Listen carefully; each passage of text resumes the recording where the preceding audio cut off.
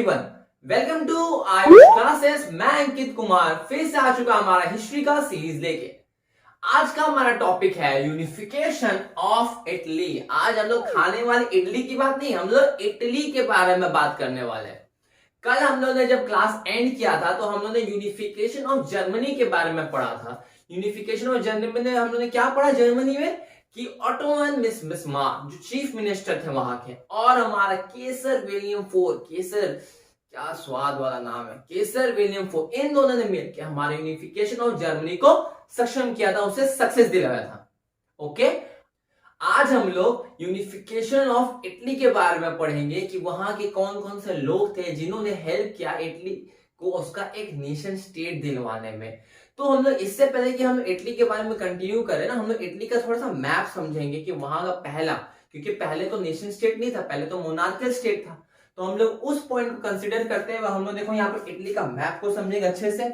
और एक पॉइंट को कंसीडर रखना, मैंने जब बोला था पिछला क्लास हम लोग, मैंने हेडिंग सबसे पहला क्लास हम लोग में वो मैंने बोला था आपको, क्या बोला था याद है आप लोगों को, कि मिडिल क्लास वाले लोगों का रीजन खत्म, रिजाइन खत्म होके अब जो कंजर्वेटिव लोग थे वो आ रहे हैं किसमें, वो आ रहे हैं रेवोल्यूशन में, वो आ रहे यूनिफिकेशन पे। तो इसमें भी जो बात चल रहा है सब कंजर्वेटिव लोगों का ही बात चलेगा। ये पॉइंट कंसीडर करके हम लोग को अपना आगे का ध्यान देना है।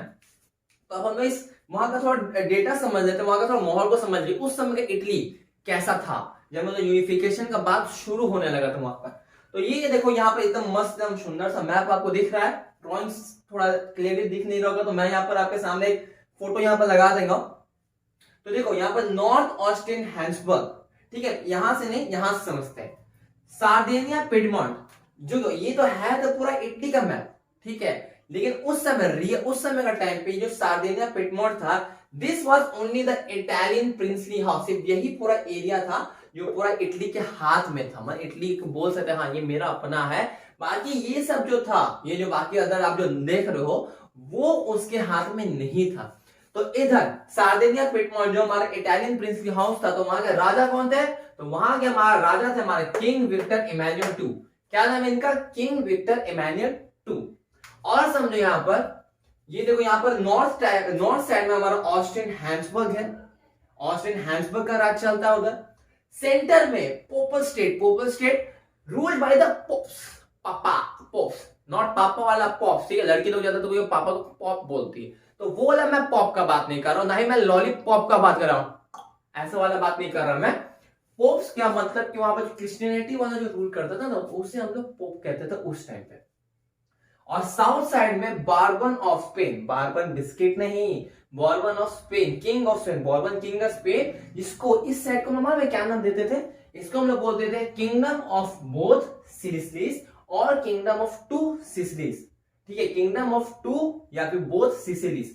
और इसको याद करने का सबसे अच्छा तरीका क्या है, ये देख रहे हो यहाँ पर कैसे एक सूडोपोटेड टाइप बना है, देखो सोचो नहीं है प्रे है, इसको खाया जा रहा है, इसको खाया जा रहा है, तो ऐसे ऐसे, ठीक है। तो अब हम लोग मैप को समझ लिए हैं, अब हम लोग जानते हैं कि कौन कौन से इंपॉर्टेंट पर्सनालिटीज थे। देखो यहाँ के तो पिडमॉन्ट के थे, यहाँ पर जो हमारा किंग था, किंग हमारा क्या नाम था, हमारा विक्टर इमैनुअल टू।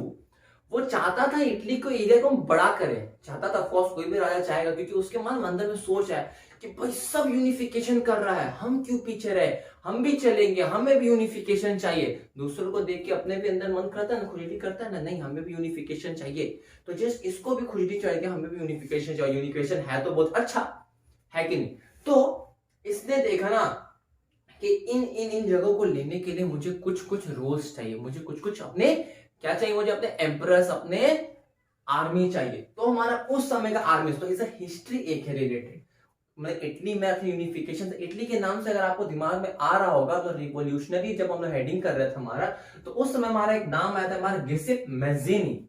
गिसिप मैज़ेनी आपको याद होगा, ये छोटा सा यंग और इटली का लड़का था जिसने रेवोल्यूशन के बाद जिसने सीक्रेट सोसाइटी बनाई थी ना, गुमनाम वाला चुप के सीक्रेट सोसाइटी बनाया हुआ था।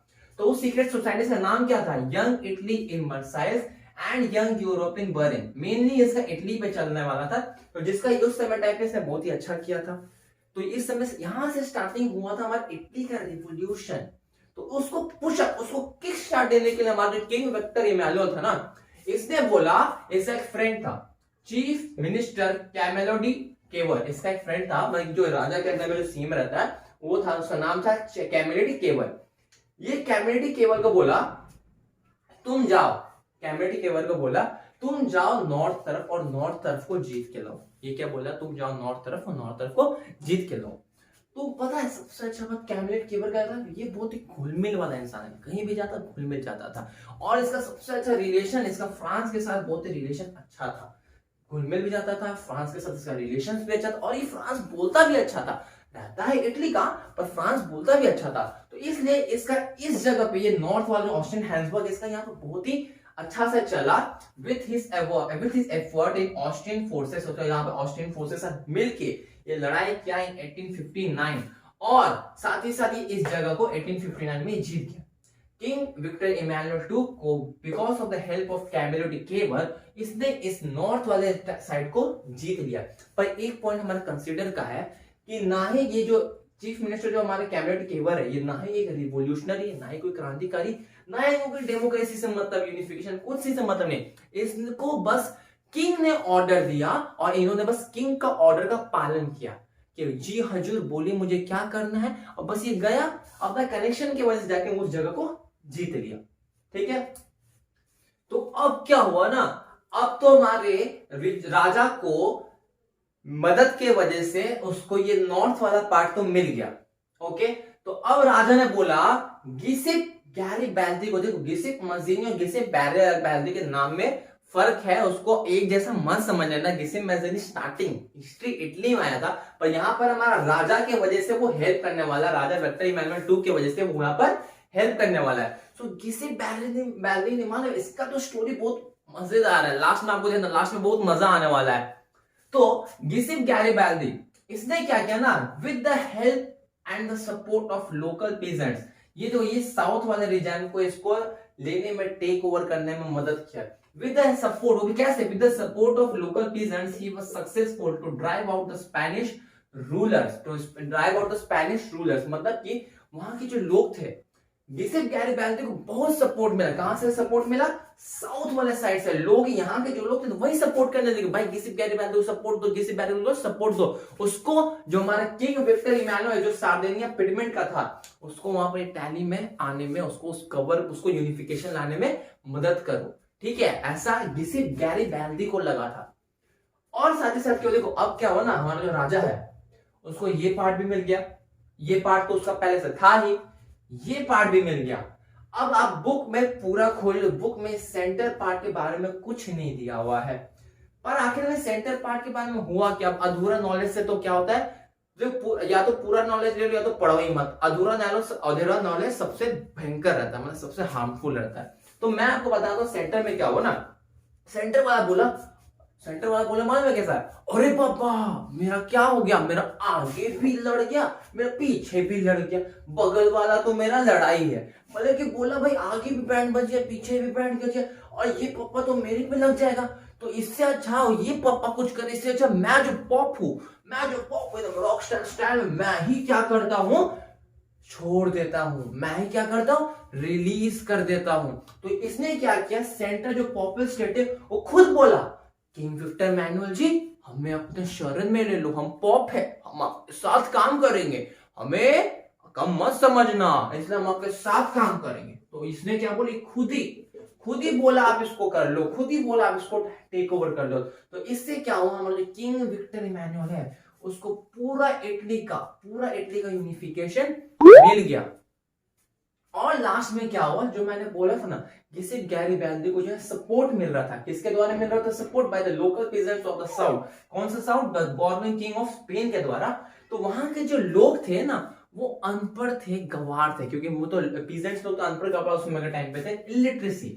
इलिटरेसी इतना हाई था, इतना मतलब वहां के लोग गवार थे।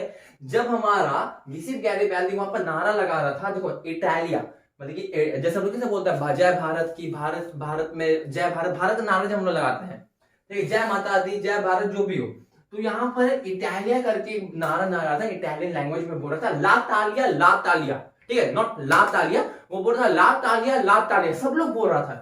तो ला तालिया का मतलब क्या था, इटालियन का यूनिफिकेशन का बात हो रहा है, हमें हमारा देश एक आजाद चाहिए। ठीक है। सो अनअवेयर की वजह से, जो लिबरल नेशनलिस्ट आइडियोलॉजी की वजह से क्या हुआ ना, जब ये हमारा गिसिप गैरीबाल्दी जो साथ के लोग जब ये सब बोल रहा था ला ताले, तो वहां के जो पीजेंट्स लोग हैं वो ये समझ रहे थे ना, मानो क्या समझ रहे थे कि जो हमारा गिसिप गैरीबाल्दी है उसकी नहीं, उसके राजा की, विक्टर इमैनुअल की जो वाइफ है ना वो कहीं फंस गई है। आपको बहुत समझ में आ रहा है?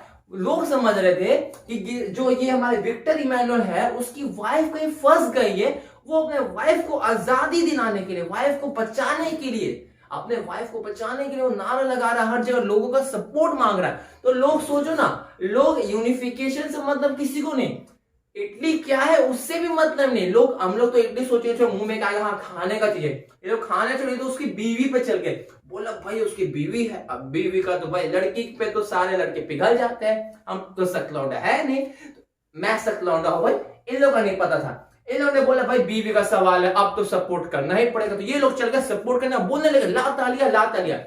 लोगों के लिए सेंस था ला तालिया मतलब कि इडली चाहिए, इन लोगों के लिए ला तालिया हमें भाई विक्टर की वाइफ को बचाना है, विक्टर की वाइफ को बचाना है, समझे?